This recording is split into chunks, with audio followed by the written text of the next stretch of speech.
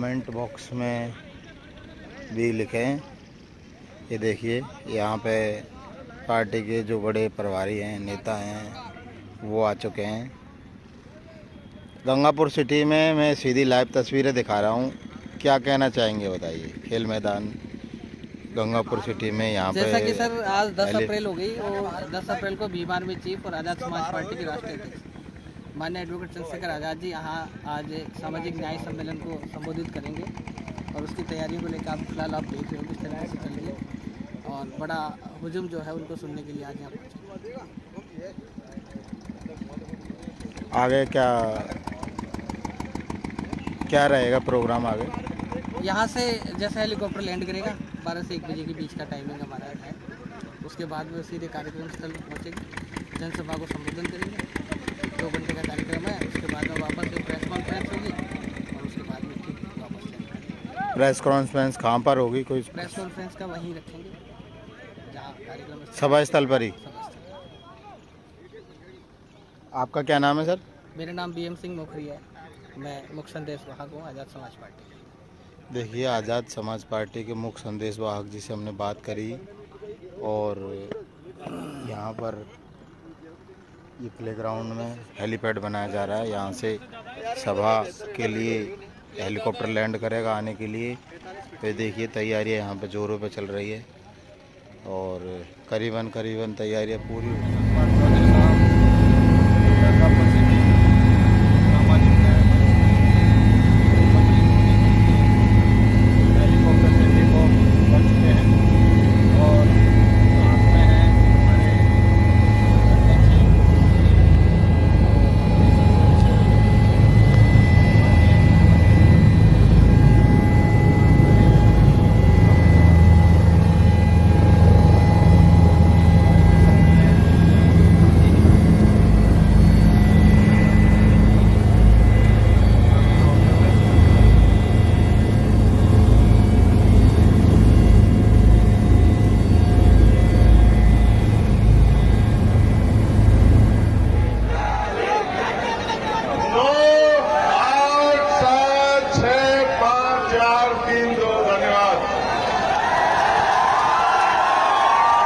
प्यार के लिए बहुत बहुत धन्यवाद। लोग पैसा दे के बुलाते हैं तब नहीं कोई जाता। लोग खाना भेजते हैं, गाड़ी भेजते हैं, शराब बांटते हैं तब नहीं कोई जाता। अपनी सड़कों पे जाता है और आप जहां जाते हैं वहां की महफिल लूट लाते हैं। बहुत बहुत धन्यवाद आप सब लोगों का। आपने वो महापंचायत भी सफल करा दी। वो जो हमारे लोगों ने महापंचायत की थी, आप इतनी बड़ी संख्या में वहां गए कि आपने उसको भी सफल करा दी। आपको उसके लिए भी बहुत बहुत बधाई। देखो ये टेंट भी अपनी जगह छोड़ने लगा आपकी ताकत के आगे। चलो अच्छा मेरी बात पे गौर करो। सर्वप्रथम तो राजस्थान में ये तीसरा सामाजिक न्याय महासम्मेलन, इसके बाद 4 और करने हैं।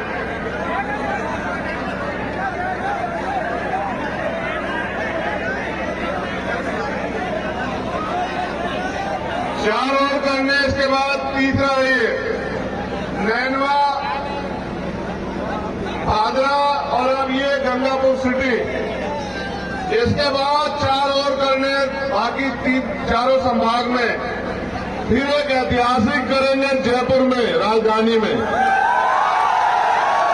भोपाल की तरह। और उस दिन सरकार को और राजस्थान को संदेश देंगे कि अगर आप ये चाहते हो कि आपका आदमी सीएम बने तो किससे मांगने का काम बंद कर दो। अगर आप ये कहोगे कि हमने सम्मेलन बुलाया है, भाई हमने महापंचायत बुलाई है इसलिए कि हमारे आदमी को सीएम बना दो, मांगने से कहने से कोई आपके आदमी को सीएम बनाएगा क्या? मैं तो अपने उन भाइयों से भी कह रहा हूं, अपनी ताकत पहचानो। वोट आपका है, राज आपका आएगा, कोई रोक नहीं सकता है। राजस्थान में नहीं पूरे भारत में आएगा। कुछ दिन की बात है, आप देखते जाओ, आपका राज आएगा ऐसा राज आएगा जिसके बाद शायद कभी कोई दुनिया में भारत के अंदर चुनाव लड़ने की इच्छा ही ना करे, सब खुश हो जाएंगे, मेरा मानना है। आज की इस सम्मेलन के यहां इस मंच पर उपस्थित हमारे प्रदेश के प्रभारी भाई सतपाल चौधरी जी, हमारे भीम आर्मी के प्रभारी भाई अनिल देनवाल जी, हमारे सम्मानित नेता अमरचंद रसोलिया जी, मोहनलाल बैरवा जी, हमारे प्रदेश के अध्यक्ष राम लखन मीणा जी, भाई शोएब खान जी, भाई करतार सिंह जी, छोटे भाई शैलेश मोशपुरिया जी, भाई संजय वाल्मीकि जी, भाई रामपाल भारतीय जी, भाई जो संचालक कर रहे थे भाई बीएम मखोरिया जी, भाई केएल माथुर जी, भाई राम सिंह इंदौरिया जी, भाई जितेंद्र अटवाल जी, हमारे पूर्व के प्रदेश अध्यक्ष भीम आर्मी भाई सत्यवान जी, भाई रुकुम सिंह जी जो जिलाध्यक्ष है गंगापुर सिटी के। बहुत जरूरी मामला, क्योंकि शासन प्रशासन और मीडिया के लोग भी यहाँ हैं, उनकी जानकारी में देना है कि कल वो इस बात को जरूर लिखें कि भाई पृथ्वीराज बैरवा जी को क्यों आरएएस में सिलेक्शन होने के बाद उनको टर्मिनेट किया गया, नियुक्ति क्यों नहीं दी जा रही है, सरकार इस बात का जवाब दे। भाई डॉक्टर प्रोफेसर रमेश बैरवा जी को क्यों एपीओ किया गया है, सरकार इसका जवाब दे। अब मैं आपसे जो बात कहने वाला हूं उस पर आप गौर करें। यहाँ जितने लोग मंच पे हैं सम्मानित है, उससे ज्यादा सम्मानित है आप सब लोग जो सामने बैठे हैं, मेरे नौजवान भाई, हमारे सम्मानित बुजुर्ग, और यहाँ जो किसी से कुछ नहीं कहती मेरी माए बहनें और हमारी छोटी छोटी बच्चियां, उनको बहुत बहुत धन्यवाद। देखो ना उनको कोई अनुशासन को कहता, ना कहता बैठ जाओ, जिसको जहां जगह मिली है मेरी मां बहन को वो वहीं बैठी हुई। मैं आपका दोनों हाथ जोड़ के धन्यवाद करता हूं। जो धैर्य मात्र शक्ति में है वो कुदरत ने दुनिया में किसी को नहीं बख्शा। जीव को जो दुनिया में अगर सबसे ज्यादा धैर्य किसी को दिया वो हमारी मातृ शक्ति को दिया, हमारी बहनों माओं को दिया, अपने बच्चों को दिया। बहुत बहुत धन्यवाद आपका। सम्मानित साथियों, हम गंगापुर में हैं,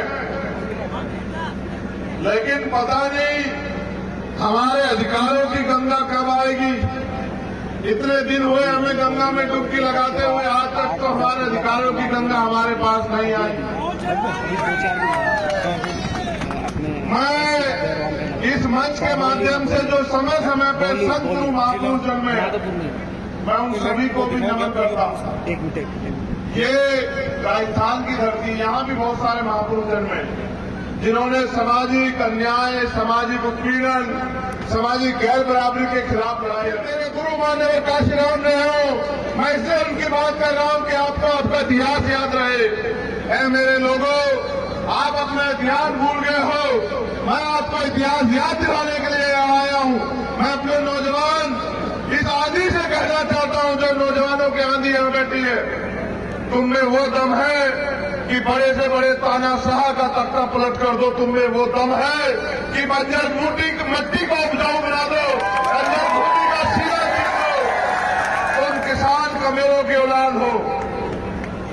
अगर जानना हो तो 50 साल पहले का अपना इतिहास जानो कि तुम्हारे पूर्वज ने इस देश में क्या क्या नहीं था। चलो बात करते हैं, आपको बताने आया हूं कि गलती कहां हो रही है। आप मुझसे प्यार करते हैं? जो लोग ये पूछते रहते हैं कि चंद्रशेखर राजस्थान क्यों आता है, वो तो यूपी का है, उनको ये बस ये बता देना कि वो हमारा नेता नहीं, वो हमारा भाई है और उसका हमारा खून का रिश्ता है। उसने हमसे वादा किया कि अगर आपके लिए खून की आखिरी बूंद भी चुकानी पड़े तो उनका भाई पीछे नहीं हटेगा। ये बात बस उनको बता देना। न मेरा कल आपसे राजनीतिक रिश्ता था, न आज है, न जिंदगी में रहेगा। मेरा आपका खून का रिश्ता है, मेरा आपका दर्द का रिश्ता है, मेरा आपका संघर्ष का रिश्ता है, मेरा आपका उस अन्याय के खिलाफ जो लड़ाई चल रही है वो रिश्ता है कि ना गुलामी आप सहना चाहते, ना गुलामी मैं सहना चाहता।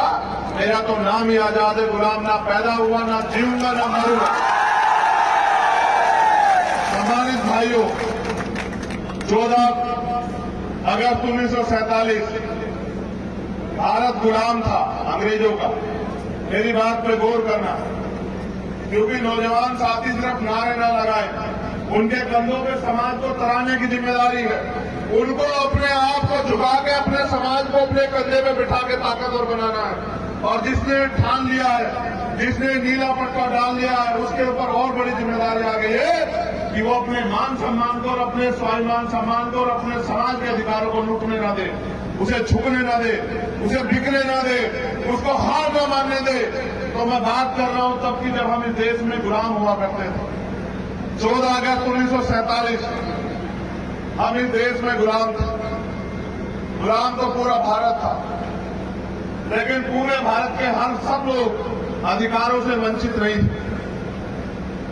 बहुत सारे लोगों को अधिकारों की आजादी थी, पढ़ने की, लिखने की, घूमने की, मकान बनाने की, जमीन रखने की, खेती करने की और तमाम तरह की आजादी थी।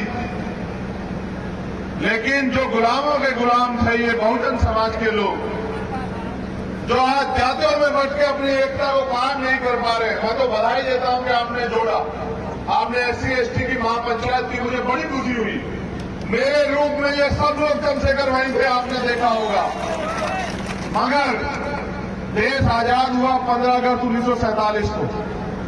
14 अगस्त को जो गरीब था, 15 अगस्त को वो गरीब था। 14 अगस्त को जिसके खाते में 100 रुपए थे, 15 अगस्त को भी उसके खाते में 100 रुपए थे। 14 अगस्त को जिसके पास एक गज जमीन नहीं थी, 15 अगस्त को भी उसके पास एक गज जमीन नहीं थी। 14 अगस्त को जो सामाजिक असमानता का शिकार हो रहा था, 15 अगस्त को भी वो सामाजिक असमानता का शिकार हो रहा था। 14 अगस्त को जिसको मंदिर में जाने की आजादी नहीं थी, 15 अगस्त को उसको मंदिर में जाने की आजादी नहीं थी। 14 अगस्त को जिसको बिजनेस करने की आजादी नहीं थी, 15 अगस्त को भी उसको बिजनेस करने की आजादी नहीं थी। हमें आजादी कब मिली? जब 26 जनवरी 1950 को बाबा साहब अम्बेडकर के द्वारा लिखा संविधान इस देश में लागू हुआ। तब हमें आजादी मिली। क्या आजादी? कि हम भी सम्मान से पूरे देश में कहीं घूम सकते हैं, हम भी पूरे देश में किसी भी सरकारी जगह पे जो दूसरों का अधिकार है वो अधिकार हमें भी है, और हम भी बिस्लेरी का पानी पी सकते हैं। इतिहास पढ़ो, अब से लगभग 100 साल से पहले बाबा साहब अम्बेडकर आपको तालाब से पानी पिलाने के लिए लड़े। मेरे लोगों याद करो वो दिन। और आज उनके वंशज देखो, बाबा साहब के संविधान की देन है कि आज उनके वंशज बिस्लेरी का पानी पी रहे हैं। ये आजादी मिली 26 जनवरी 1950 को लेके। जो बात मैं आपसे कह रहा हूं उस पर गौर करना।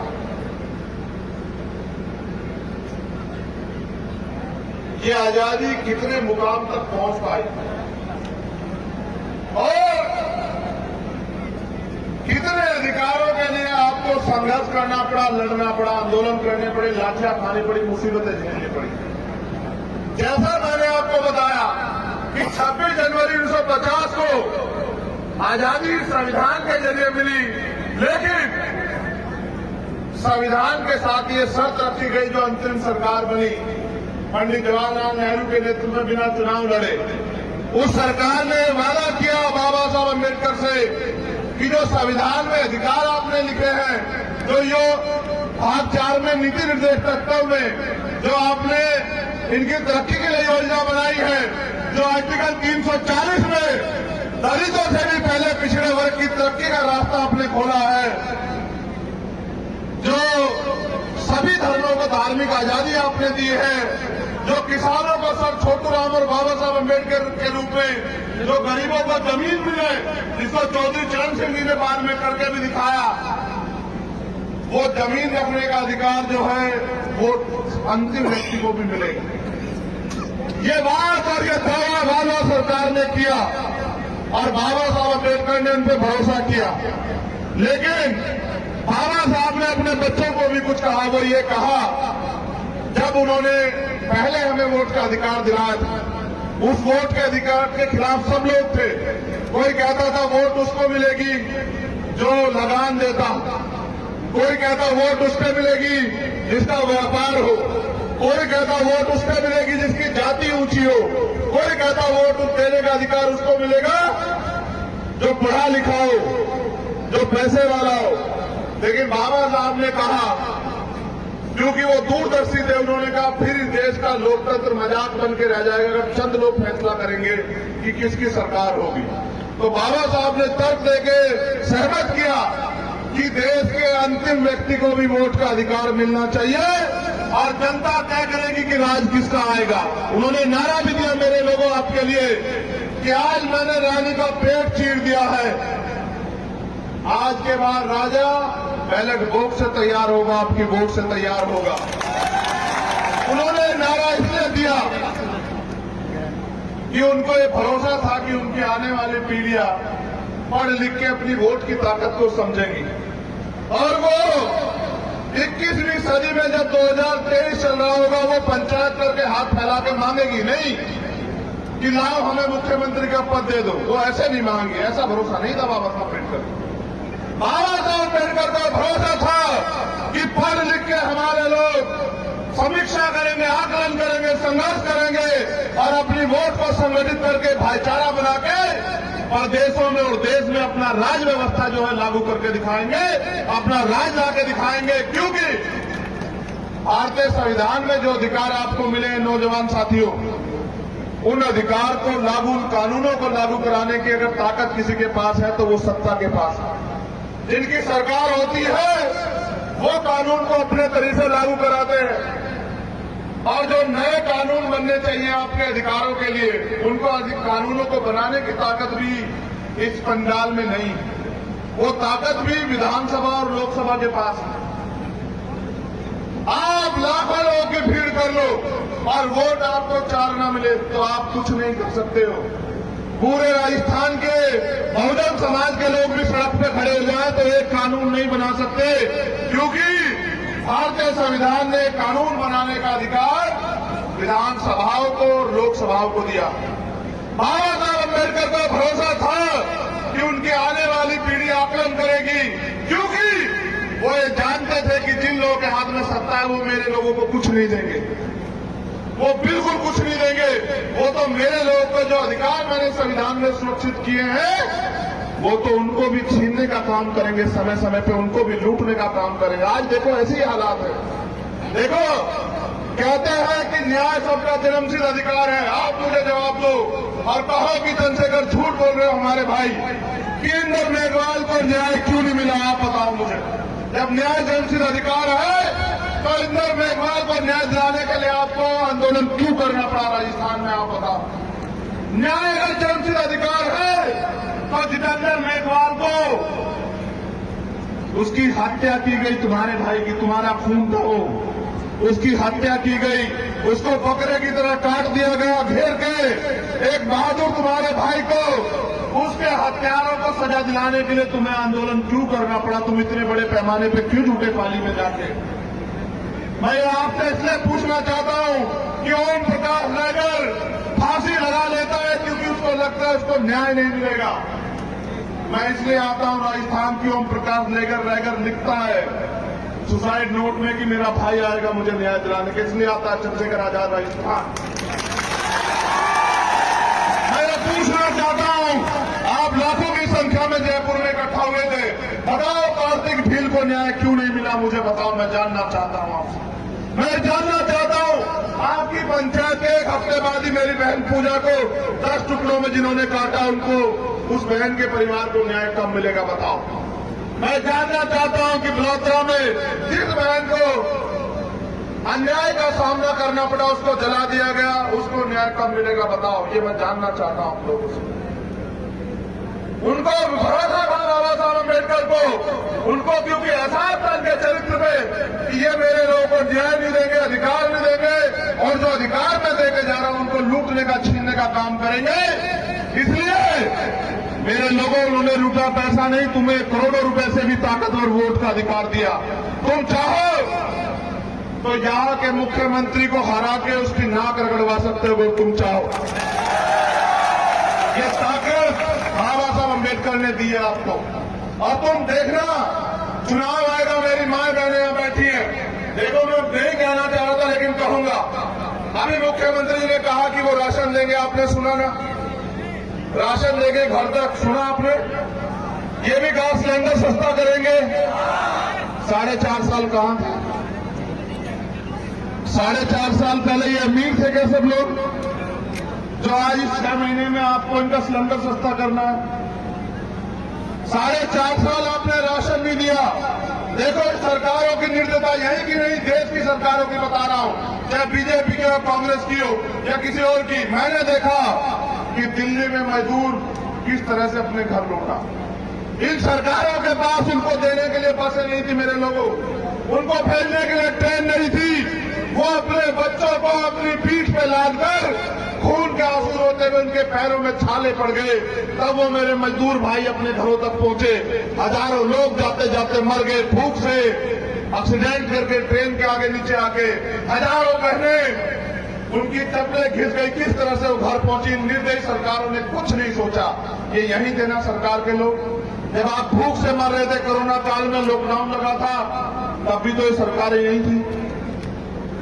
आज चुनाव आ रहा है और उनको दिख रहा है कि वो अपने लोगों की तरफ बढ़ रहे हैं, वो अपने लोगों को ताकत देने के लिए सोच रहे हैं। इसलिए कह रहे हैं राशन ले लो। ये बताओ, जो बाबा साहब अम्बेडकर ने अपने 4 बच्चों को कुर्बान करके आपको वोट का अधिकार दिलाया, उनको राशन पे बेचने का काम करोगे? अपने बच्चों को, अपने महापुरुषों के संघर्ष को चंद राशन पे बेचने का काम करोगे मेरे लोगों? देखो, आपकी वोट में कितनी ताकत है। जो आपके घर का पानी नहीं पिएगा, आपके पेड़ दबाएगा चुनाव में आके, और कहेगा आप मेरी दादी हो, चाची हो, आप मेरे भाई हो, भैया हो, आप मेरे चाचा हो, मेरे सर पे हाथ रख दो। और जिस दिन चुनाव चला जाएगा मेरे भाइयों, मेरी बहनों, आप उनके घर जाना, वो अंदर बैठ के मना करा देगा कि नेताजी यहां नहीं। इसलिए आपसे कहने के लिए आया हूं, या राजस्थान में आप तय करो। अगर ये लोग बहुत अच्छे हो और ये आपके मन मर्जी काम कर रहे नौजवान में, आप कितने बड़े पैमाने पर मीडिया के लोगों छापना कल, अगर आपके अंदर खुददारी है, बताओ कितने मेरे भाई नौजवान बेरोजगार बैठे, जरा हाथ उठा के बताओ मुझे एक बार। ये देखो, ये है राजस्थान की सच्चाई। उठा के रखो, उनको देखने दो, उनके कैमरे देखे, पूरा भारत देखे। नीचे करो हाथ, सुनो, बताओ। इस देश के नौजवानों की, राजस्थान की नहीं, पूरे देश के नौजवानों की, अपने युवाओं की एनर्जी को बर्बाद किया जा रहा है। वो पढ़ लिख के धक्के खा रहे हैं। कोई परचून की दुकान पे काम कर रहा है, कोई चाय की दुकान पे काम कर रहा है, कोई कहीं मजदूरी कर रहा है, क्योंकि सरकार के पास रोजगार नहीं है।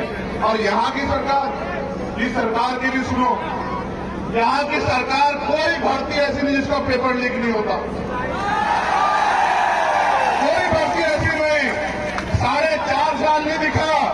जब हमने कहना शुरू किया मुख्यमंत्री जी कानून व्यवस्था इतनी अच्छी, तो पेपर कैसे कागज तो नहीं संभाल सकते। मैंने कहा ना हिंदी में, मैनुआ में, कि कागज नहीं संभालते, मेरे लोगों की रक्षा कैसे करोगे? तो कहते हैं कि हम जो नकल करा रहे हैं, बुलडोजर चला दोगे। 4.5 साल कहां थे आप? कितनी भर्तियां गिनाऊं आपको? सीएचए के बच्चे जब आंदोलन कर रहे थे, सीएचए वाले, मैं जब उनकी लड़ाई लड़ने के लिए गया, मुझे होटल से उठा के 4 दिन के लिए जेल में बंद कर दिया। मैं कह रहा हूं 4 दिन नहीं मुख्यमंत्री जी, 400 दिन, 4000 दिन जेल में बंद रखो। मेरे लोग एक एक पाई का हिसाब करेंगे तुमसे।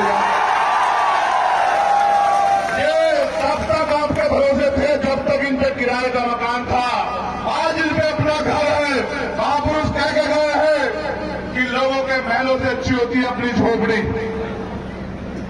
अपनी झोपड़ी में आप मालिक होते हो, उनके दरवाजे जाओगे, उनके पीछे खड़े होंगे, उनके पिछलग्गू बनोगे, उनका राज लाओगे, तो आपके हाथों में, आपके हिस्से में क्या आएगा सोच लेना।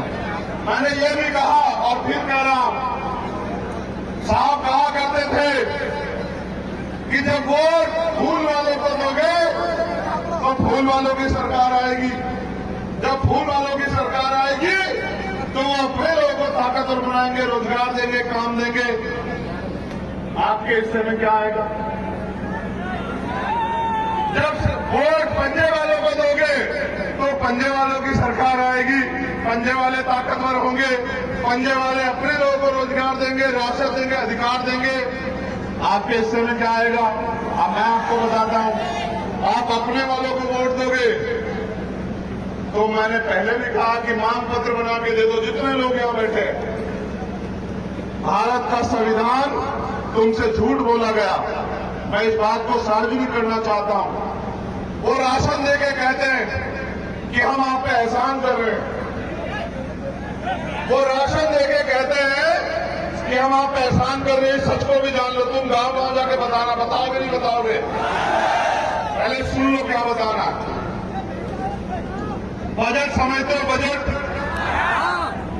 वित्त मंत्री जी बजट पेश करते होंगे ना आपके यहाँ राजस्थान में, करोड़ों रुपए का। वो करोड़ों रुपए आते कहां से पता आपको? चलो जान लो, जान लो, जान लो। जिसको पता बहुत बड़े, जिसको नहीं पता जान लो। ये मेरी माए बहने भी जान लो। जो टैक्स आप देते हो, जो टैक्स आप देते हो,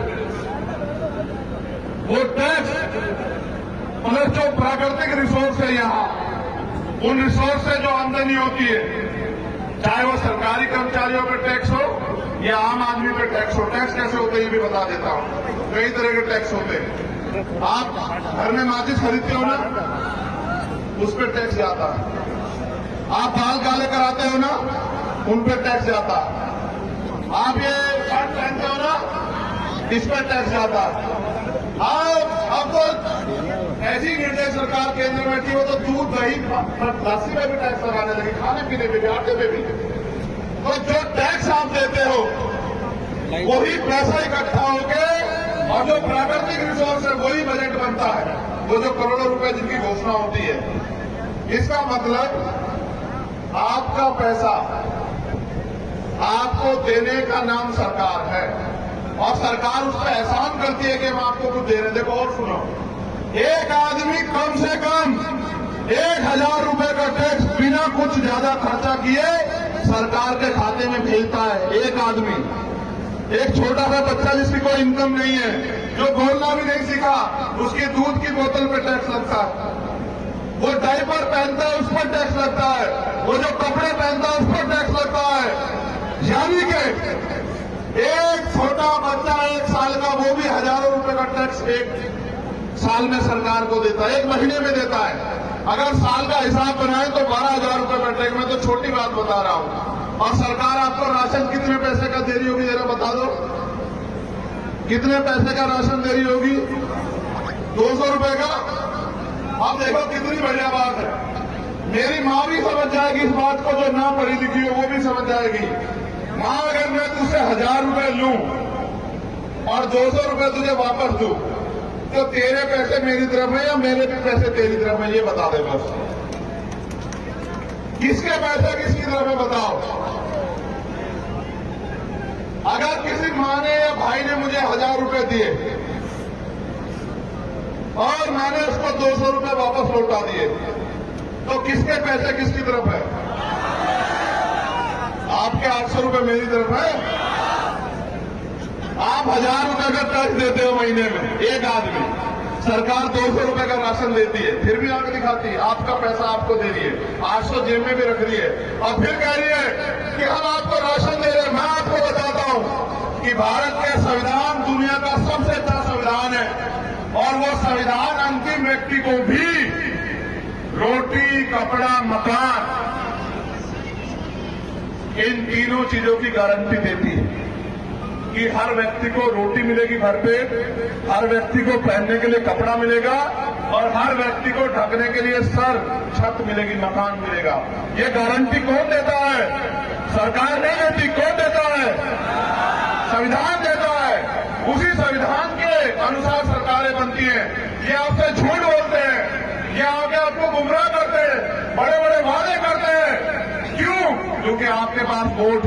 आपकी बस्तियों में आते हैं इसलिए कि आपकी वोट को लूट सके, ये आपके गले लगते हैं। आप ये बताओ, अगर अमीर चाहते हैं कि गरीबों का भला हो जाए तो कोई गरीब रहता क्या?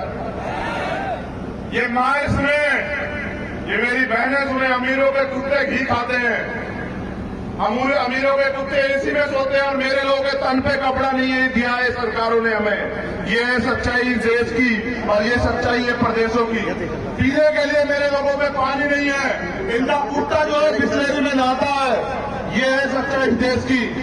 लेकिन आप इनके बातों में आ जाते हो और फिर इनको ताकतवर बना देते हो। मेरे पिताजी कहा करते थे कि अजमाने को अजमाना नहीं चाहिए, जिनको अजमा चुके और अजमा के देख चुके कि मैंने वहां कहा बादरा में कि अगर आप गलती कर बैठते हो, मैं गंगापुर सिटी में भी कह रहा हूं, तो 5 साल जो हाल करेगी हमारे लोगों की, जो अन्याय सहना पड़ेगा हमारे लोगों को, जो रेप हत्याएं होगी, जो पूजा भील को टुकड़ों में काटा जाएगा, उसके जिम्मेदार आप भी होंगे। इस बात को आप लोग याद रखना, क्योंकि आपकी गलती, आपकी लापरवाही, क्योंकि वोट का अधिकार आपको बिकने के लिए नहीं मिला, वोट का अधिकार आपको गुलामी से मुक्ति के लिए मिला है, वोट का अधिकार आपको ताकतवर बनने के लिए मिला है। अगर आप अपनी वोट का प्रयोग गलत कर देते हो तो जो अन्याय होगा उसका खामियाजा आपको भुगतना पड़ेगा, उसके जिम्मेदार भी आप होंगे। दूसरा, काशीराम साहब ये कहते थे कि वोट की रक्षा कैसे करनी है, जैसे बहन बेटे की रक्षा करते हैं। तो आपकी वोट इतनी सख्ती नहीं मेरे लोगों कि थोड़े से पैसे शराब या राशन पे किसी को दे दो, ये तो सरकारों को देना ही है। आप वोट अपनी ताकत बनाने के लिए दो। मैंने अभी 4 दिन पहले 2 लाइनें लिखी थी, आपने अगर पढ़ी हो मेरे ट्विटर हैंडल पे, राजेश अगर पढ़ी हो, मैंने लिखा था कि निकाल लाया हूं परिंदों को पिंजरों से, निकाल लाया हूं परिंदों को पिंजरों से। अब बस परिंदों के दिमाग से पिंजरा निकालना बाकी है।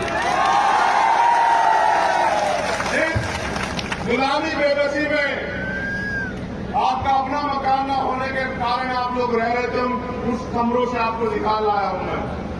अब बस आपके दिमाग से बात निकालनी है कि जब वोट देकर आप उनकी सरकार बना सकते हो तो अपनी भी बना सकते हो। वो जो नारा दिया महापुरुषों ने कि वोट हमारा राज तुम्हारा, अभी मुझसे एक हमारा साथी केपी सिंह जी ने सुबह कहा कि देखो महापुरुष कह के गए कि वोट हमारा राज तुम्हारा, नहीं चलेगा नहीं चलेगा। लेकिन यहां राजस्थान में क्या हो रहा है कि वोट तुम्हारा राज हमारा, यूं ही चलेगा यूं ही चलेगा, क्योंकि मेरे लोग गुलामी छोड़ना नहीं चाहते। कार्तिक भील का परिवार 3 महीने सड़क पे धूल फांकता है, उसके बच्चे खून के आंसू रोते हैं। क्या जवाब दूं मैं उसको, उस परिवार को कि जो जिस पे आरोप है वो कांग्रेस का विधायक है इसलिए उसका कुछ नहीं हो सकता, तो कानून बराबर कैसे हुआ? मैं मुकेश वाल्मीकि जी यहां बैठे, इनका बेटा हर्षाधिपति वाल्मीकि, एक आपका अपना खून, आपका भाई अधिकारी, उसको एक विधायक जाके पीटता है, 22 जना से उसकी जो है उसकी हड्डियां फ्रैक्चर हो जाती है और उसको मरा हुआ समझ के छोड़ देता है। वो तो आपका खून था कि उनसे नहीं मरा, इतने लोगों से भी वो आपका बलशाली खून था, वो नहीं मरा। आज वो अपने पैरों पे खड़े होने की स्थिति में है, वो भी बेड पे उठ जाएगा, जैसे आप उठ के खड़े हुए वो भी उठ जाएगा। लेकिन जवाब दो कि एक दिन में उस विधायक की जमानत हो जाती है, तो मैं क्या जवाब दूं? अगर तुमने ऐसा कर दिया होता, पृथ्वीराज बैरवा ने क्या किया? जो भारतीय संविधान का आर्टिकल 51 कहता है कि अंधविश्वास पाखंडवाद के खिलाफ बोलो, वैज्ञानिक दृष्टिकोण अपनाओ, ये करने पे उसकी नौकरी छीन ली गई और हमारे भाई की हत्या करने के प्रयास करने वाले पे एक दिन में जमानत, तो कानून किसके लिए बराबर हुआ? देखो, मैं तो आपसे कहना चाहता हूं, अगर आपको एक गुलामी की जिंदगी पसंद आ रही है मेरे लोगों, सच्चे मन से कह रहा हूं, तो फिर कोई जरूरत नहीं इसको बदलने की। और अगर आपके अंदर ये बेचैनी झटपटाहट हो कि यार हम सबको आजमा के देख चुके, हमने सब पे भरोसा किया, कोई कुछ करता तो है नहीं हमारे लिए। लड़ने के लिए तो फिर भी हमारे भाई को आना पड़ता है, तो उसको ही ताकत दे दो इस बार। तो फिर मैं गारंटी से कहता हूं कि आपकी तरफ आंख उठाने से पहले, आपको घोड़ी से उतारने से पहले, मुझे रखने, घड़ा छूने पे, आपकी हत्या तो बहुत दूर की बात है, आपकी तरफ आंख उठाने से पहले भी 1000 बात सोचेंगे लोग। ये बात याद रखना। क्या मैंने कभी आपसे कोई बात झूठी कही है? बताओ। मैंने 16 महीने जेल काटी, 10/6 की एक और काट, उसमें काल कोठरी में, मेरे पुराने लोग जानते हैं। मैंने सरकार से कभी ये नहीं कहा कि मुझे छोड़ दो, मैं डर गया। मैंने सरकार से ये कहा कि इंतजार करो, किस दिन मेरे लोग मेरी बात के साथ खड़े हो जाएं, फिर मैं बताऊंगा कि किसी गरीब के बेटे के साथ अन्याय कैसे होता है। फिर याद रखना। मैंने दिल्ली के आंदोलन में 250 लाठियां खाई। जो लोग गए थे वो जानते हैं कि 12 दिन में सीधा नहीं ले पाया, क्योंकि पुलिस, देखो मैं पुलिस से इसलिए कुछ भी नाराजगी जाहिर करता, पुलिस सरकार की होती है, पुलिस से मेरी नाराजगी नहीं है। वो नौकर है बेचारे, उनकी नौकरी है, जो सरकार के लोग आदेश करेंगे उनको करना पड़ेगा। वो कर्मचारी है, वो सेवक है। लेकिन उन्होंने 250 लाठियां मुझे मारी और मुझसे पता क्या कहा कि गृह मंत्री से माफी मांग लो। तो मैंने कहा कि चंद्रशेखर आजाद पैदा हुआ है, गर्दन झुकेगी नहीं। ये उस समाज का सम्मान है, ये झुकेगा नहीं, मर तो सकता है लेकिन झुकेगा नहीं। मेरी ताकत आप हो। मैंने आपको देखा, मैं जब हेलीकॉप्टर से आ रहा था ना, देखो मुझे कोई शौक नहीं हेलीकॉप्टर में आने का, मैं सच बता रहा हूं। मैं तो एक गरीब का प्राइमरी स्कूल के हेडमास्टर का बेटा। मैं बताता हूं, मुझे बताने में कोई अफवाह नहीं है कि मेरी मां घास काट के लाती थी खेत से और सर पे उठा के 40 किलो की गठरी, और आके वो दूध बेच के उसने हमें पाला, 6 बहन भाइयों को। मैं जानता हूं गरीबी कैसे होती है। मैंने देखा कि मेरे पिताजी ने मुझे वर्दी दिलाने के लिए, सर्दी में मुझे जूते दिलाने के लिए अपने लिए कपड़े नहीं बनाए। मैं जानता हूं गरीबी को। मैं गरीबी से निकल के आके खड़ा हुआ हूं यहां। मेरे बहुत कुछ शौक नहीं है, मुकुट फेंकने के, हेलीकॉप्टर में घूमने के नहीं, इसकी ऐसे शौक नहीं रखता। एक ही शौक रखता हूं, एक ही संकल्प करके बैठा हूं। माला नहीं पहनता, आप लोग जानते हो कि माला नहीं पहनता हूं। क्यों नहीं पहनता आपको पता है? क्योंकि जिस दिन हाथरस में मेरी बहन के साथ अन्याय हुआ, मैंने अपनी मां को वचन दिया था कि जब तक इस देश में हमारा प्राइम मिनिस्टर नहीं बनेगा तब तक मैं माला नहीं पहनूंगा, चाहे कुछ हो जाए। और वो दिन है, 2 साल से ज्यादा का समय हो गया, मैं वचन का पक्का हूं। मैं आपको भी वचन दे रहा हूं, चाहे गरीबी आपकी समस्या हो, बेरोजगारी आपकी समस्या हो, महंगाई आपकी समस्या हो, अन्याय अत्याचार आपकी समस्या हो, सामाजिक अपमान आपकी समस्या हो, आप सिर्फ मांग पत्र बना के मेरे साथ खड़े हो जाओ। जिस दिन आपकी ताकत यहां बनेगी, मैं इसकी अगले दिन घोषणा करवा के दे दूंगा, मेरा वादा है आप लोगों से। और देखो,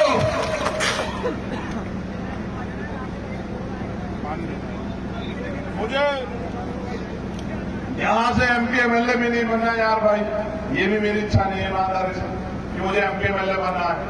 एक इच्छा मेरी है कि यहां बैठे गरीब के बेटे एमपी एमएलए जरूर बने, और वो एमएलए बन के उन माओं के आंसू पूछने के काम करें, बुजुर्गों के दुख बांटने का काम करें जिनको व्यवस्था ने ठग लिया, जो सिर्फ चुनावी पैर छुआऊ होते हैं बेचारे, उनके दुख, उनके आंसू पूछने का काम करें।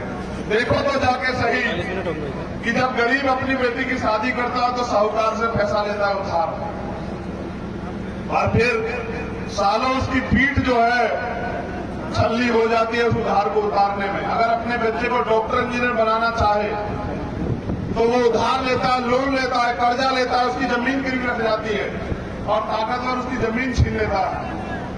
मैं बस उनके चेहरों पे खुशी देखना चाहता हूं, उनके साथ हो रहा अन्याय बंद करवाना चाहता हूं। मैं चाहता हूं कि हर गरीब के बेटे को, चाहे वो कितनी अच्छी शिक्षा लेना चाहे, मुफ्त की शिक्षा मिले, फ्री शिक्षा सबके लिए, कोई किसी जाति धर्म का, सबको मिले, कि कोई ये ना कहे कि हमें नहीं मिल रही। और क्योंकि मैंने अपने पिता को अपने हाथों में खोया, क्योंकि मैं पैसे वाला नहीं था, अपने पिताजी का प्राइवेट हॉस्पिटल में इलाज नहीं करा पाया। मैंने उनको भी उस दिन वचन दिया, उनके अंतिम दिन उनके 100 पे हाथ रख के कि मैं कोशिश करूंगा, पूरी मेहनत करूंगा ईमानदारी से कि कोई गरीब मेरा आपके जैसा आने वाले समय में अपनी बहन, भाई, बेटे, बच्चे, पत्नी, पिता, मां को इसलिए ना खो दे कि उसकी जेब में इलाज के लिए पैसे ना हो। बस ये लड़ाई कि सबको, अगर संविधान सबको बराबरी के अधिकार देता है तो फिर वो बराबरी के अधिकार जमीन पे भी मिलने चाहिए। अगर संविधान सबको आगे बढ़ने की इजाजत देता है तो वो इजाजत जमीन पे भी मिलनी चाहिए। मैं आपसे एक चीज और कहना चाहता हूं, बैरिकेडिंग बहुत तोड़ दिया आपने। मैंने पूछा इससे बैरिकेडिंग क्यों नहीं लगवाई, तो कहा इस आंधी में बैरिकेडिंग तोड़ दी। तो चलो ये तो मैंने मान लिया, बस ये भेड़िया कब तोड़ोगे ये भी बता दो, जो गुलामी की भेड़िया आपके आसपास लगी है।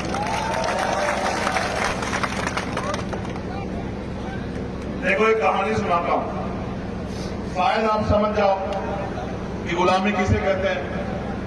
गुलामी सिर्फ शारीरिक नहीं होती, मानसिक भी होती है। हाथी देखा आपने? हाथी, एलिफेंट।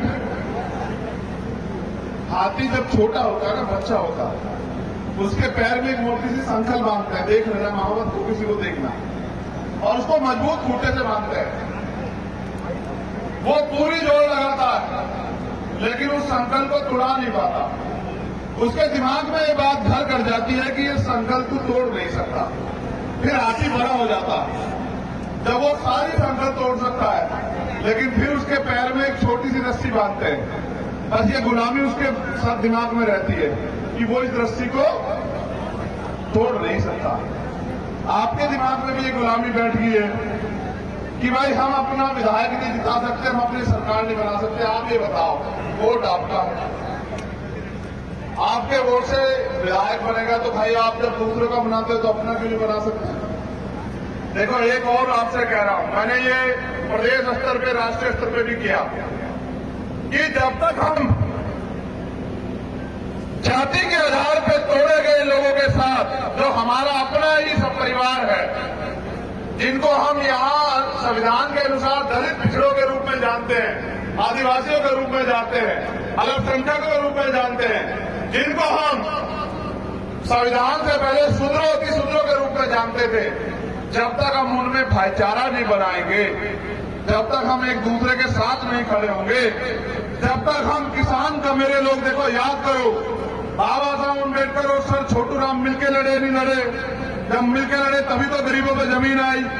जब बड़ा भाई और छोटा भाई मिलके लड़ेंगे तो वो किसी भी दुश्मन को निस्तानाबूद कर सकते हैं, और जब अलग अलग लड़ेंगे तो फिर उनका अपना नुकसान होगा।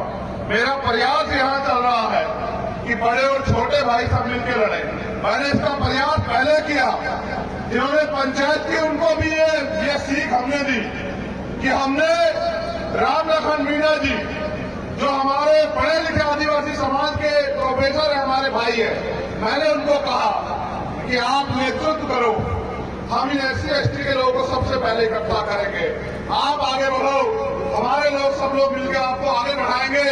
आपका दिमाग, आपकी शक्ति और ये एकता को हम लोग जमीन पे मजबूत करेंगे। हमें देखकर उन्होंने पंचायत की। फिर आगे हमारा प्रयास हो रहा है कि पिछड़े वर्ग के भाइयों को भी इकट्ठा करें, अल्पसंख्यक वर्ग के भाइयों को भी इकट्ठा करें, उनको भी साथ लाएं। लेकिन ये तब तक संभव नहीं जब तक आप लोग नींव का पत्थर बनने के लिए तैयार ना हो जाओ। जब आप लोग गांव-गांव जाके जोड़ने का काम करोगे तब हम लोग कामयाब हो पाएंगे। क्या आप इस लड़ाई में मेरा साथ दोगे? मैं दोनों हाथ उठाओ, 1 मिनट उठा के रखो, ऐसे नहीं मानूंगा मैं आज। जो 1 मिनट में नीचे कर लेगा मैं मानूंगा उसका इतनी हिम्मत नहीं। वो मत उठाना जो खुद दूसरे सहारे खड़ा है, लेकिन घर के लोग सहारा लेके खड़े, वो हाथ में उठा के गिर जाओगे। जरा नीचे करो।